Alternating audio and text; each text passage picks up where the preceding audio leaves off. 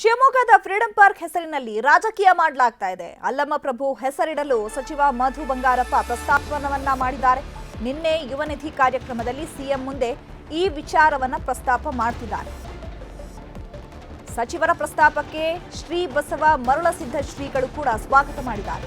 ಅಲ್ಲಮ್ಮ ಪ್ರಭು ಹೆಸರನ್ನ ಇಡೋದಕ್ಕೆ ಶಾಸಕ ಚನ್ನಬಸಪ್ಪ ವಿರೋಧವನ್ನ ವ್ಯಕ್ತಪಡಿಸಿದ್ದಾರೆ. ಚಂದ್ರಶೇಖರ್ ಆಜಾದ್ ಹೆಸರನ್ನ ಇಡಬೇಕು ಅಂತ ಹೇಳಿ ನಿನ್ನೆ ಶಾಸಕರು ಆಗ್ರಹಿಸಿದ್ದಾರೆ. ಶಿವಮೊಗ್ಗದ ಫ್ರೀಡಂ ಪಾರ್ಕ್ ಹೆಸರಿನಲ್ಲಿ ರಾಜಕೀಯ ನಡೀತಾ ಇರುವಂತದ್ದು.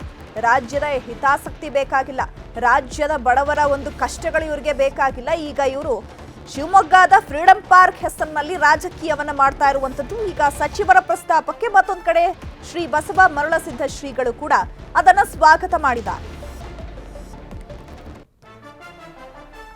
ಮುಖ್ಯಮಂತ್ರಿಗಳಲ್ಲಿ ನಾನು ಉಪಮುಖ್ಯಮಂತ್ರಿಗಳಲ್ಲಿ ಎರಡು ಬೇಡಿಕೆಯನ್ನು ನಾನು ಈ ಸಂದರ್ಭದಲ್ಲಿ ಇಡಲಿಕ್ಕೆ ಇಷ್ಟಪಡುತ್ತೇನೆ. ಅದರಲ್ಲಿ ನಾವೇನು ಈ ಕಾರ್ಯಕ್ರಮವನ್ನು ಇಲ್ಲಿ ಮಾಡ್ತಾ ಇದ್ದೀವಿ, ಮಾನ್ಯ ಮುಖ್ಯಮಂತ್ರಿಗಳಲ್ಲಿ ನಾನು ಮನವಿಯನ್ನು ಮಾಡಲಿಕ್ಕೆ ಇಷ್ಟಪಡ್ತೀನಿ. ಅಲ್ಲಮ್ಮ ಪ್ರಭುವರ ಒಂದು ಜನ್ಮ ಏನು ಶಿಕಾರಿಪುರದ ಬೆಳ್ಳಿಗಾವಿಯಲ್ಲಿ ಆಗಿದೆ, ಈ ಫ್ರೀಡಂ ಪಾರ್ಕಿಗೆ ಅಲ್ಲಮ್ಮ ಪ್ರಭುವರ ಹೆಸರನ್ನ ನೀವು ಇಡಬೇಕು ಅಂತೇಳಿ ನಾನು ಮನಪೂರ್ವಕವಾಗಿ ನಮ್ಮ ಶಿವಮೊಗ್ಗ ಜನತೆ ಪರವಾಗಿ ತಮ್ಮಲ್ಲಿ ಮನವಿಯನ್ನ ಈ ಸಂದರ್ಭದಲ್ಲಿ ಇಡ್ಲಿಕ್ಕೆ ಇಷ್ಟಪಡ್ತೀನಿ. ಅದಕ್ಕೆ ನಾನು ಶಿವಮೊಗ್ಗ ಜಿಲ್ಲೆ ಜನತೆ ಪರವಾಗಿ ಒಬ್ಬ ಉಸ್ತುವಾರಿ ಸಚಿವನಾಗಿ ಅವರಿಗೆ ಈ ಫ್ರೀಡಂ ಪಾರ್ಕಿಗೆ ನೀವು ಗೌರವನ ಕೊಡಬೇಕು ಅಂತೇಳಿ ನಾನು ಮನವಿಯನ್ನ ಮಾಡಲಿಕ್ಕೆ ಇಷ್ಟಪಡ್ತೀನಿ. ಇನ್ನೊಂದು ಮಾತನ್ನ ಮಧು ಬಂಗಾರಪ್ಪನವ್ರು ಹೇಳಿದ್ರು, ಅದಕ್ಕೊಂಚೂರು ನಾನು ಒಂದು ವಿನಂತಿಯನ್ನು ಮಾಡ್ತೇನೆ. ಯಾಕಂದ್ರೆ ನಾವು ಕೂತಿರುವಂಥ ಜಾಗ ಫ್ರೀಡಂ ಪಾರ್ಕ್, ಶಿವಮೊಗ್ಗದಲ್ಲೂ ಫ್ರೀಡಂ ಪಾರ್ಕ್ ಆಗಿದೆ. ಈ ಫ್ರೀಡಂ ಪಾರ್ಕ್ ಆಗುವಂಥ ಸಂದರ್ಭದಲ್ಲಿ ಸನ್ಮಾನ್ಯ ಯಡಿಯೂರಪ್ಪನವರು ಒಂದು ಮಾತನ್ನ ಸಾರ್ವಜನಿಕ ಸಭೆಯಲ್ಲಿ ಉಲ್ಲೇಖನ ಮಾಡಿದ್ರು. ಫ್ರೀಡಂ ಮಂತ್ರಿ ಆಜಾದ್ ಅನ್ನುವಂಥ ಮಾತನ್ನ ಹೇಳ್ತಾರೆ. ಚಂದ್ರಶೇಖರ್ ಆಜಾದ್ ಈ ದೇಶಕ್ಕೋಸ್ಕರ ಪ್ರಾಣ ಸಮರ್ಪಣೆ ಮಾಡಿದಂಥ ಒಬ್ಬ ವ್ಯಕ್ತಿ, ಒಬ್ಬ ಹೋರಾಟಗಾರ, ಸ್ವಾತಂತ್ರ್ಯ ಹೋರಾಟಗಾರ. ಆ ಹೋರಾಟಗಾರರ ಹೆಸರನ್ನ ಈ ಜಾಗಕ್ಕೆ ಇಡಬೇಕು ಅಂತೇಳಿ ಅವತ್ತು ಯೋಚನೆ ಮಾಡಿದಂಥ ಸಂದರ್ಭದಲ್ಲಿ ಸನ್ಮಾನ್ಯ ಯಡಿಯೂರಪ್ಪನವರು ಮುಖ್ಯಮಂತ್ರಿಗಳಾಗಿದ್ದಾಗ ಅದನ್ನು ಅನೌನ್ಸ್ ಮಾಡಿದ್ರು, ಇದು ಚಂದ್ರಶೇಖರ್ ಆಜಾದ್ ಗ್ರೌಂಡ್ ಅಂತೇಳಿ. ಈ ರೀತಿ ಶ್ರೇಷ್ಠ ವ್ಯಕ್ತಿತ್ವ ಇರುವಂತಹ ಒಬ್ಬ ಚಂದ್ರಶೇಖರ್ ಆಜಾದ್ ಅವರ ಸ್ವಾತಂತ್ರ್ಯ ಹೋರಾಟಗಾರರ ಹೆಸರನ್ನ ಯಡಿಯೂರಪ್ಪನವರು ಅದನ್ನ ಸಾರ್ವಜನಿಕ ಸಭೆಯಲ್ಲಿ ಪ್ರಸ್ತಾಪ ಮಾಡಿದ್ರು. ಅದನ್ನು ನೆನಪು ಮಾಡ್ಕೊಳ್ಳೋ ಕೆಲಸ ಅಂತ ಮಾತ್ರ ನಿಮ್ಮ ಹತ್ರ ಮಾಡ್ತಾ ಇದ್ದೇನೆ. ಆ ಹೆಸರನ್ನ ಈ ಪಾರ್ಕಿಗೆ ಇಡೋದ್ರ ಮೂಲಕ ನಾವೇನು ಫ್ರೀಡಂ ಪಾರ್ಕ್ ಅಂತ ಕರಿತೇವೆ, ಆಜಾದ್ ಅಂತ ಮಾತನ್ನ ಏನು ಹೇಳ್ತಾ ಇದ್ದೇವೆ, ಆ ಹೆಸರನ್ನ ಇದಕ್ಕೆ ಇಡಬೇಕು ಅನ್ನೋಂಥ ವಿನಂತಿನೂ ಕೂಡ ನಾನು ಕೈ ಮುಗಿದು ಪ್ರಾರ್ಥನೆಯನ್ನು ಮಾಡ್ತೇನೆ. ಹಾಗಾಗಿ ಈಗಾಗಲೇ ಹೆಸರಿಟ್ಟಿರುವಂಥ ಜಾಗಕ್ಕೆ ಮತ್ತೊಂದು ಹೆಸರು ಬೇಕನ್ನೋದ್ರ ಬಗ್ಗೆ ಮಾನ್ಯ ಮುಖ್ಯಮಂತ್ರಿಗಳು, ಉಪಮುಖ್ಯಮಂತ್ರಿಗಳು ಎಲ್ಲರೂ ಇಲ್ಲಿದ್ದೀರಿ, ಯೋಚನೆಯನ್ನು ಮಾಡಿ.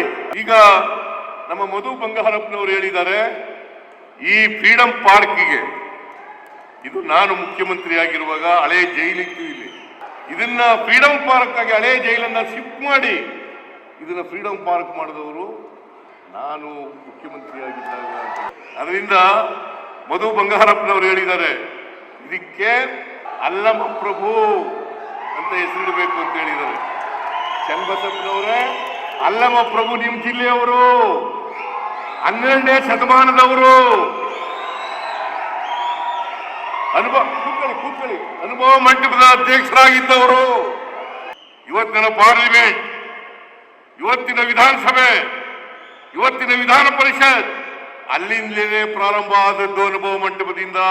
ಅದರ ಅಧ್ಯಕ್ಷರಾಗಿದ್ದವರು ಅಲ್ಲಮ್ಮ ಪ್ರಭು.